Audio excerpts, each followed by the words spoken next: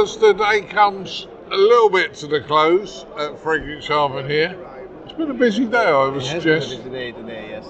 My apologies, I should ask you to introduce yourself and introduce yourself and what you do on IOTA.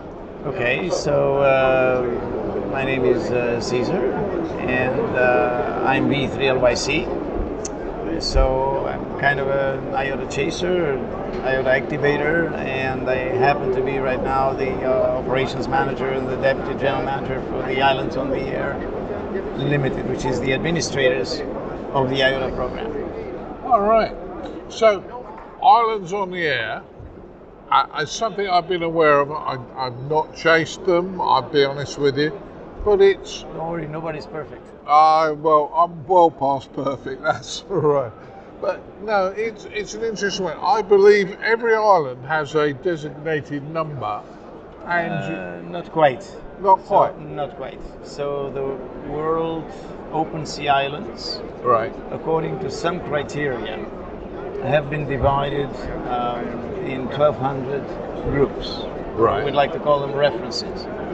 So, for all intents and purposes, at the present time, because we can't really afford to pick up on every single little tiny rock, there are about 15, maybe 16,000 islands which count for IOTA, for these IOTA references. So these approximately 1,200 groups include approximately 16,000 Yeah. islands. But there will be a few more which we may include or not, depending whether there are operations scheduled from them or not, and things like that. But at the present time, only 1,136 of these groups have ever, been, let's say, activated. The radio operations have to take place from them. So there are another, quite a few, 64 of them that still need to be brought on the air for the first time, which take a long time. Yeah. So I suppose the two big islands this year so far would have been Bouvet and Rockall that I know about. You can Right. probably tell me I'm wrong. Well, yes and no. From just an IOTA standpoint, Bouvet ranks probably somewhere on the order of 480th. Right. So, for any intents and purposes, 480 is not really that much of a island in demand. Not for the IOTA chasers. It's for the DXCC fans. Rockall has definitely been an excellent, first of all, an excellent operation, but it's also pretty rare. IOTA is ranked 42, and I happen to have operated from an island which is the most, it's part of the most remote group in Fiji, which was ranked 48. To give just a little bit of an example here, there are, as we know, 340 DXCC current entities, Right. and there are 1,136 current IOTA references. So that means that the ratio is approximately 3.3, which means that an IOTA that would be ranked in the top 33 from a rarity point of view only would correspond to the 10 most wanted DXCCs. Not that those DXCCs would necessarily have anything to do with IOTAs, but from a rarity point of view, that's kind of where we stand. So you're kind of almost aligned, but you don't have to be, is what you're saying. No, for example, at this level, the top, IOTAs that would be ranked in the 40s would be in demand by approximately, just going to give it a range, approximately 90% of the chasers interested in this program. The IOTAs which would be ranked, just again as an example, in the top 5, 6, would be in demand by 99% of the guys. So, from the point of view of rarity, if Bouvet is ranked number 2 for the DXCC program, but about 480 or so for IOTA, that means that there are a lot of IOTA chasers who must have worked Bouvet IOTA is a program. Well, when you have about 11 and 36 entities that need to work, Yeah. it would probably take 20, 25, maybe 30 years or longer to get to that number or close to it. So the guys who would be, would have, I don't know, 1,000 IOTAs, or 1,050 or more. They most certainly worked very many years ago on different operations and so on and so forth. So that's kind Yeah. of where we are. And because of its interest for the DXCC, certainly must have triggered same chasers, probably passionate DXers, an interest back then as well. Yeah. So, from what you've said and from what I understand, you can either be a chaser or an activator, Or both. or both. Yes. Yes. Yes. Now, I'd imagine there are I am. more. You're both, are you? I'm both. Yeah. Yes. I assume. I remember I've been in the hobby just over 20 years, and I remember going to an RSGB convention when it was at Crawley, so that's a long time ago. Yes, absolutely. And I was at the dinner, sitting next to somebody who was telling me all about his activations. Yes. And he was an airline pilot, and he said, "Oh, I'm flying here and I'm flying there." And I thought, what a great hobby if you're an airline pilot to go and activate islands. Absolutely, it's fabulous. I think that some people have the time or can make the time. Not everybody is in a position to be able to do that, obviously. And sometimes people are in chase of some adventures, some journey, and it is highly possible that some of these targets fit those parameters. Yeah. Adventure, something out of the ordinary, Yeah. and if time allows, then you can make many other people happy by just going there and activating those remote locations. But my drive in activations, my drive. I started activating. I started going on these trips when I already had confirmed 950 IOTAs. Right. So, you can imagine that by then, if you have 950 IOTAs confirmed, and you need a few more, those will be pretty rare, pretty difficult to kind of get to. If I haven't been able to work them for, I don't remember now, but let's say 20 years, well, there might have been some difficulty in getting there for one reason or another. Government doesn't issue permits, maybe war zones or some other, trouble in the area. Yeah. Or just simply very difficult from a logistical point of view. There's no, equipment to get you there, either an airplane or a boat or so on and so on. So this is why somehow I kind of had been involved into operations that are to very remote places, and whether the places are in the tropics or in the subantarctic or in the Arctics, they remain remote, which is why some of my friends and colleagues still believe that some of these places won't be reactivated for another 15, 20, 25, 30 years.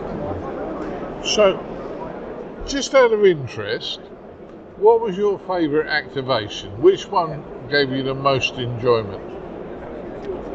That's a very difficult thing because I have been, I think I've done about 2/3 of all the activations, probably about 28 or 29 alone. Yeah. So obviously, when I say alone from an amateur radio operating point of view, but I obviously was with guides, sometimes with quite a few guides. Yeah. Areas were kind of difficult, and these guys kept me away from trouble. Yeah. But so it's a special thing. A group activation requires a certain bonding, a certain experience that is very different to anything else.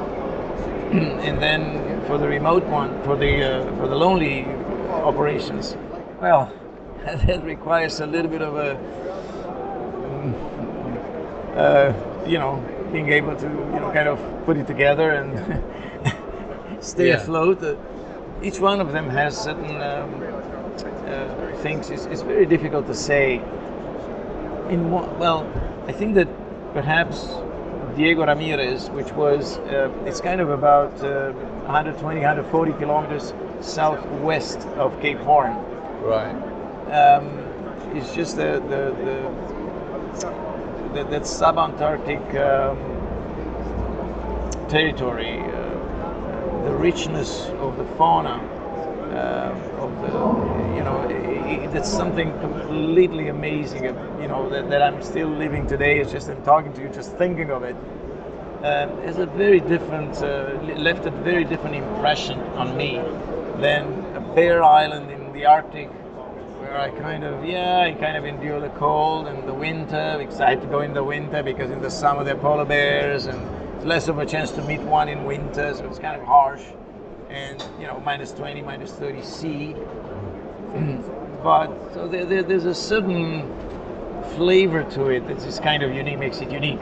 But it's not the same as Diego Ramirez or the trip to the Antipodes, which is Zulu Lima 9 Alpha. So the first one is in the Chilean waters of subantarctics, and the other one is in the one of the subantarctic islands that belongs to New Zealand. So these are, as far as the group operations are concerned, they're probably some of the most interesting ones that I would like to point out. But at the same time, again, I have the operations in the Arctic. I was in the Arctic twice in winter, and experiencing that cold at minus 30. I'm kind of thinking always that guys who are much more capable than me or we, like Amundsen, who spent a winter there for a long time and made his preparation for attacking the Antarctic continent. So you must feel that you have a sense of achievement if you've been to these places that a lot of us are never going to go to. It must give you a nice warm feeling of achievement. Well, I'm looking for the journey. I'm not looking at a personal achievement, because the many other activators before me, I just happen to be in an era where it's very difficult to go to these places. It's expensive, and you have to fight tooth and nail to get the permits sometimes. But it's more of I do have a good sense of the journey, what it takes to get there. And I don't think that the wide amateur radio world, I don't know why, maybe I know why, but it doesn't really matter what I think. I don't think that it sees these IOTA operations on the same level as the massive ones where you make 100,000, 150,000 contacts, 180,000 contacts, so on and so forth. But they are perils. They are there's a certain spirit of IOTA which will not be taken away by the modern type of operations where you deploy certain machines and then you remote it from anywhere in the world and operate like that. I don't think that that's the spirit of IOTA. I don't think that the IOTA spirit will die. It hasn't started with me, and I'm just taking the torch and carrying it from here to there, and somebody else is going to have to pick it up and move it further. So there's something in these operations that are done by numerous people. I just happen to have a few ones that are, maybe resonate a little bit more in terms of rarity and so on. So I still happen to be activating 10 new ones. Well, in the 2010, 2020, 10 new ones. That's a pretty difficult task. But there are many IOTA operators, and I think that this idea of going to these distant places and trying to be there for a week, a few days, and there's something attractive in it, and there's a little bit of an adventure, there's a little bit of a technical abilities, a little bit of operating skills that are required in order to manage all this stuff and keep it all together. But it's something that fits my personality. It's I'm sure that things for different guys in this whole We're, Beautiful world of DXing or amateur radio, and we're all different, and we all do enjoy different parts of the hobby. And this Exactly. sounds like a really interesting part. Something I've not done. I'm aware of it. Probably should. I would more likely be a chaser rather than an activator. So I will go out and start to find out more about it. But if our listeners wanted to find out more about IOTA, there must be a website. absolutely. So we have a website which is iota-world.org, and well, you can log into it. Like you can ask for an account, which is trivial. It's just Yeah. as easy as creating any account. The account does allow a few more privileges in the sense of being able to get more information about this and that. But you don't have to actually get an account. You could still browse and get quite a bit of information, and then decide whether there's something for you or not. And if it's something for you or for our listeners, by all means get an account, Yeah. because there's going to be a lot more information there. Sure. And then just start contacting us. There's also an IOTA forum, and I think it's K0 Alpha Papa, who's Dragan, who's the moderator Yeah. of this account, but of this forum. Sorry, and it is a relatively small community, although we have a few thousand of chasers. But when expeditions take place, we'll be there. Sounds good to me. It sounds really good. Listen, I've taken a lot of your time. Thank you very, very much for your time. But I've really Appreciate it. enjoyed talking to Thank you. you. And guys, when you see this video or you hear it on the podcast, have a look at IOTA and see what they're doing.